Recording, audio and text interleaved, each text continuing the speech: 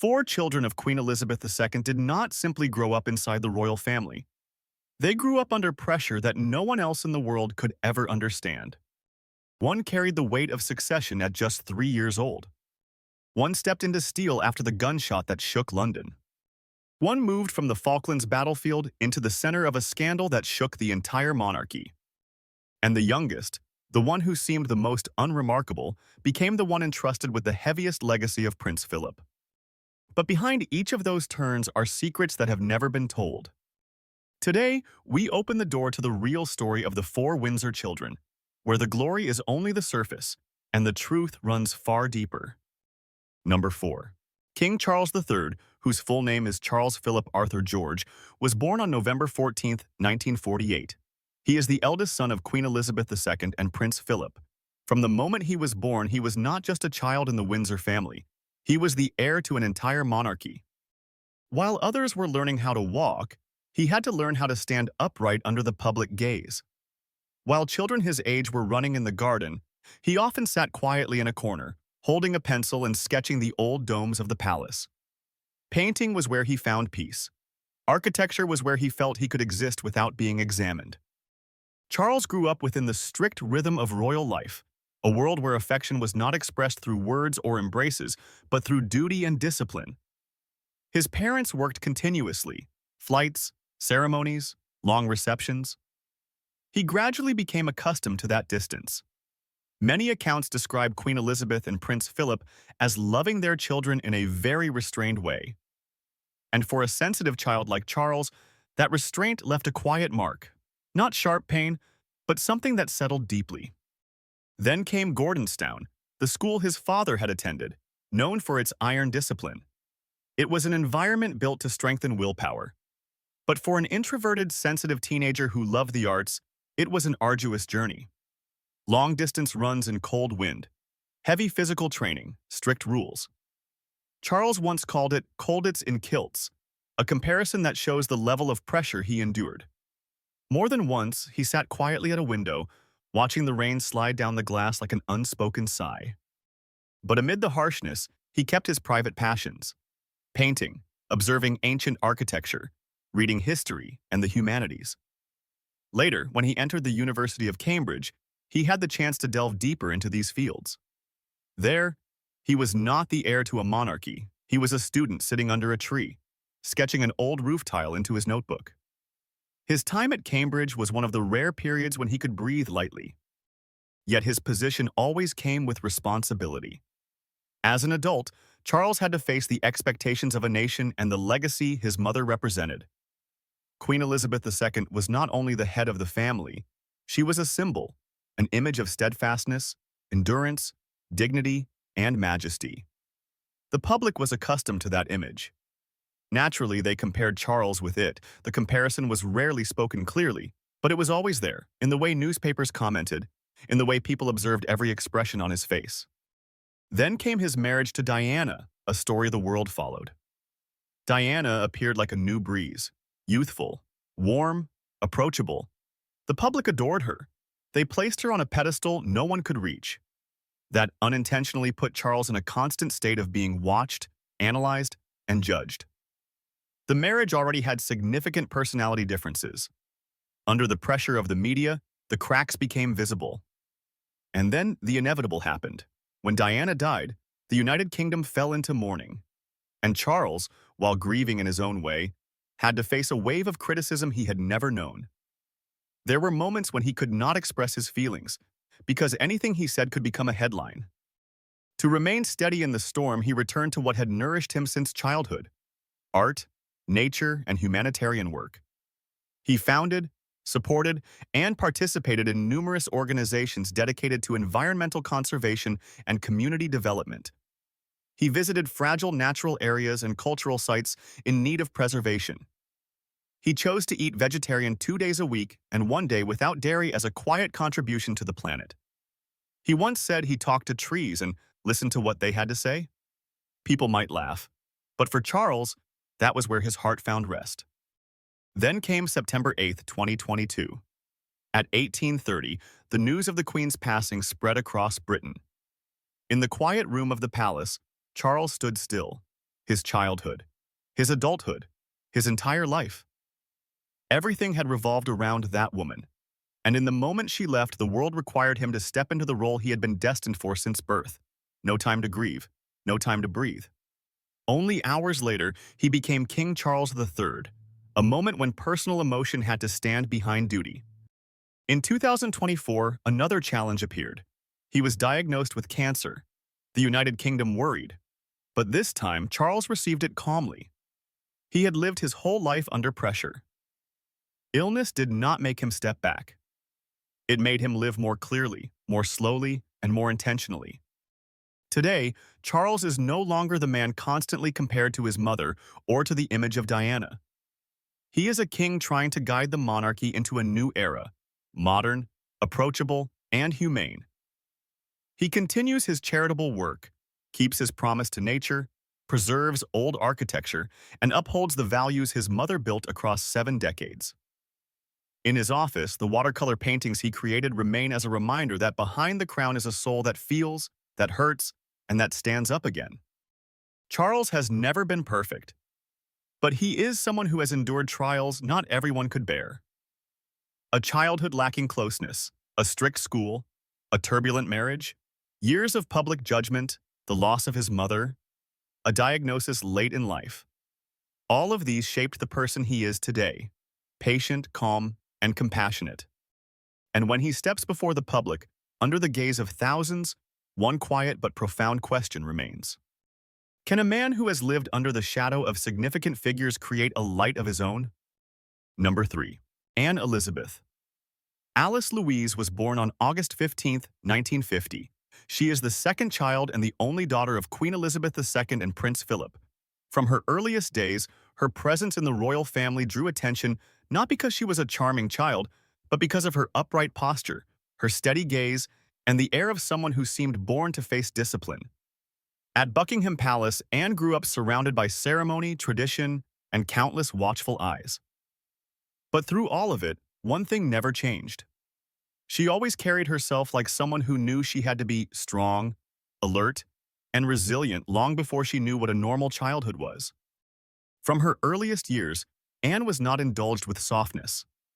She was the only woman in the most powerful family in Britain, and that position, though it sounded special, felt more like a mold. She had to be graceful like a princess. She had to be strong like a sun. And she had to remain composed under hundreds of rules. Those around her described her as practical, quiet, and a bit distant. Not because she lacked emotion, but because she was taught early that feelings should not be displayed in public. Some newspapers later called her aloof, but her family said otherwise. They said Anne simply kept her distance to protect the tiny piece of privacy the royal world rarely allowed. When she entered Benenden School, the well-known boarding school in Kent, her steely temperament became even more visible. Anne adapted quickly, but never sought attention. She did things correctly, fully, and thoroughly. In sports, she excelled. In the classroom, she was not loud, but she was always precise. And in her return to the palace, she appeared beside her mother with the calmness of someone familiar with standing behind the figure who represented the crown. But throughout her teenage years, one silent burden followed her: the feeling of being placed into a mold. As the only daughter of the queen, she was expected to be perfect. She was not allowed to be impulsive. She was not allowed to show weakness. She was not allowed to fail. And those expectations, over time, became a form of emotional pressure she rarely spoke about. Anne's most excellent comfort, from childhood to adulthood, was horses. On horseback, she was not a princess, not a royal, not a symbolic figure. She was simply Anne. A woman who loved speed, who loved the wind, who loved the feeling of her body moving in rhythm with a powerful living being. Riding gave her freedom. And that freedom led her to the 1976 Montreal Olympics, where she became the first member of the royal family in history to compete in the Olympic Games. It was one of the rare moments when the world looked at her with pure admiration, free from ceremonial expectations. But Princess Anne's life was never only light. On March 20th, 1974, as the Rolls-Royce carrying her drove along Pall Mall near Buckingham Palace, an armed man blocked the vehicle. A gunshot was fired. The driver was wounded, A bodyguard fell. The kidnapper pulled open the rear door and ordered her out. In that brief moment, life and death were only a few steps apart. But Anne did not panic. She answered sharply and firmly, "Not bloody likely." That sentence entered history as proof of her steel nerves. But the truth is that night left a deep mark on her mind, a kind of trauma no one saw, because she never spoke of it as a victim. Yet there was one very human detail. For many years, she chose to sit in the same spot on the leather seat in the back of royal cars, the spot where she once faced death, as a quiet reminder that she had survived. Then came 1992, when her first marriage ended. It did not explode into a public scandal, but it was still a heavy blow to the inner world of a woman who had long been accustomed to enduring. Anne did not cry in public. She did not explain. She did not accuse. She simply stepped out of that marriage as if stepping through a heavy door. And afterward, she found steadiness with Sir Timothy Lawrence, the person who helped her hold on to a stability that royal duty sometimes took away. Another challenge awaited her. In 2024, a riding accident caused her to suffer a head injury. The news left Britain silent.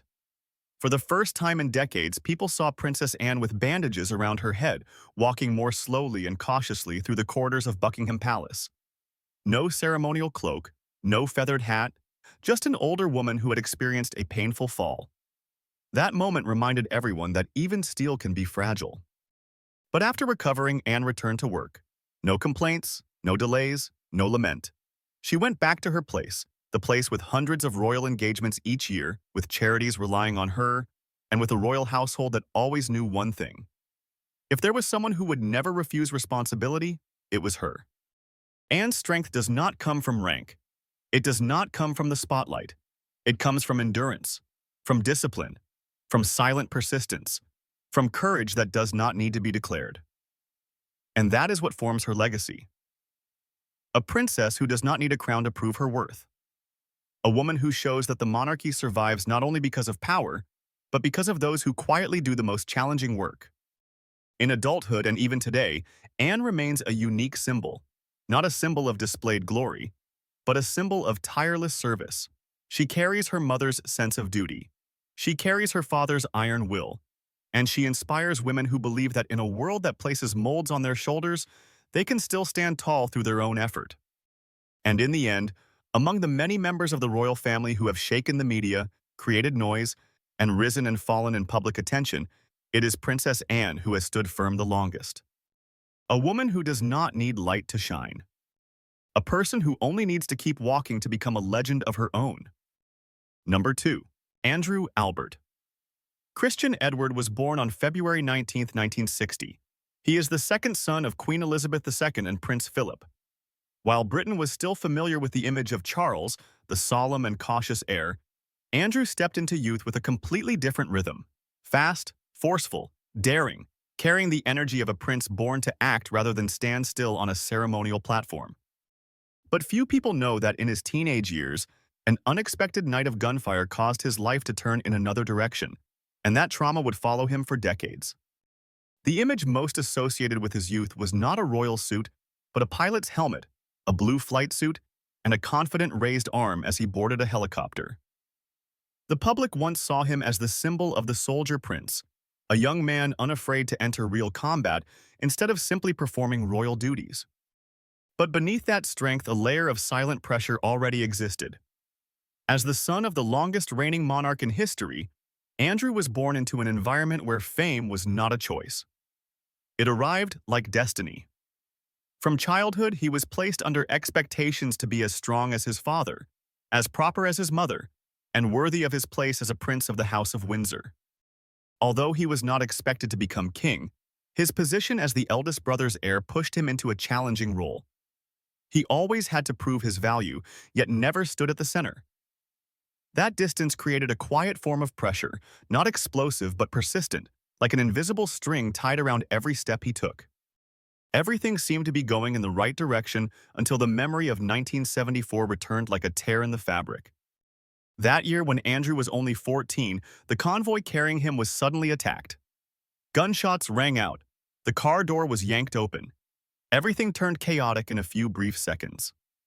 Andrew was kept safe, but the experience left a deep cut, a kind of trauma he never spoke about, yet it became a silent breaking point in the inner world of a royal teenager. From then on, Andrew grew up in two opposing worlds: the military world, where he found genuine respect, and the royal world, where every gesture was observed, interpreted, and judged from countless angles. Gordonstoun and later the Britannia Royal Naval College helped him build his own identity, one not overshadowed by his older brother or royal expectations. In the Navy, Andrew was a true soldier. When the Falklands War broke out in 1982, he served as a helicopter pilot, not as a symbolic figure standing on the sidelines. The roar of engines, rescue missions in the cold sea, the smell of fuel, the tension of the battlefield, all became inseparable parts of him. That was the brightest period of Andrew's life, but the light did not last. His marriage to Sarah Ferguson in 1986 opened a hopeful chapter. Their two daughters, Beatrice and Eugenie, became the most excellent anchors of his life. But the media spotlight never stays still. Work far from home, pressure from status. Minor incidents are blown out of proportion. All of it pushed the marriage to its end in 1996. A quiet emotional fall, but still not the heaviest blow. From there, Andrew's life turned toward its darkest descent. The scandal involving Jeffrey Epstein erupted like a violent storm.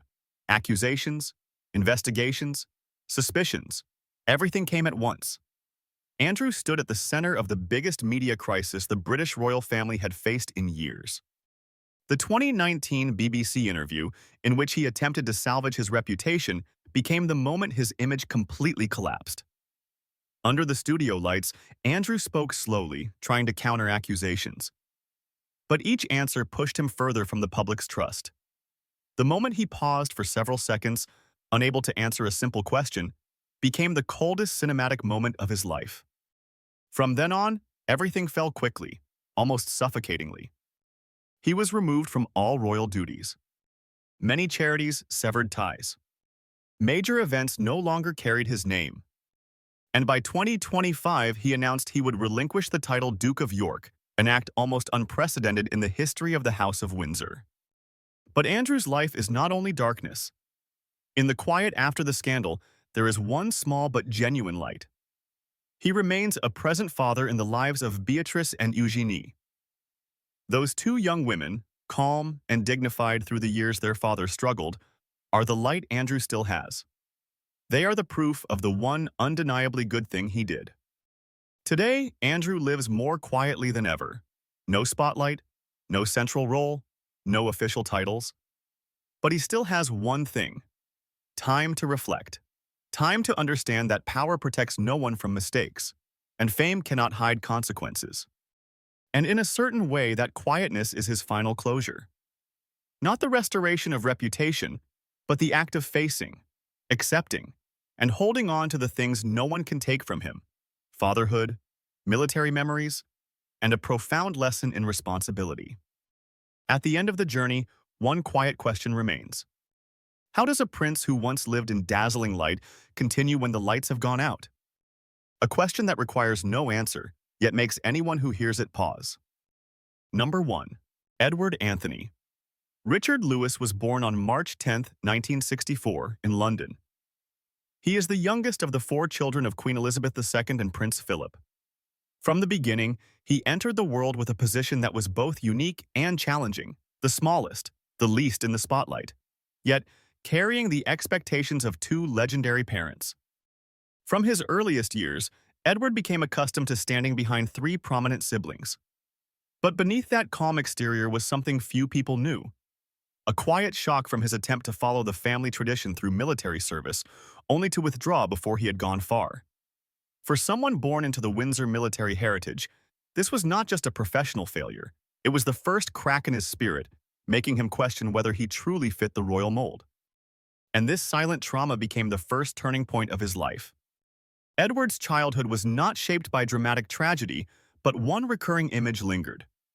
A young boy standing behind the gates of Buckingham, his hand gripping the cold iron bars as he looked out at the vast garden like a world where he did not yet know what place he belonged to.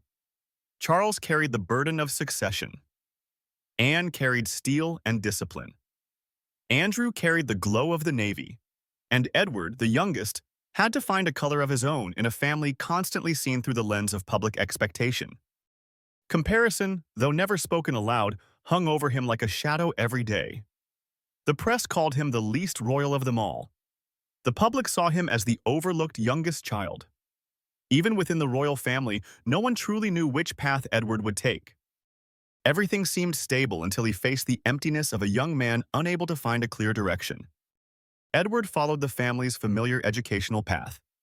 Heatherdown. Then there is Gordonstoun, a place where discipline shapes character through cold mornings, mountain climbs, and self-reliance.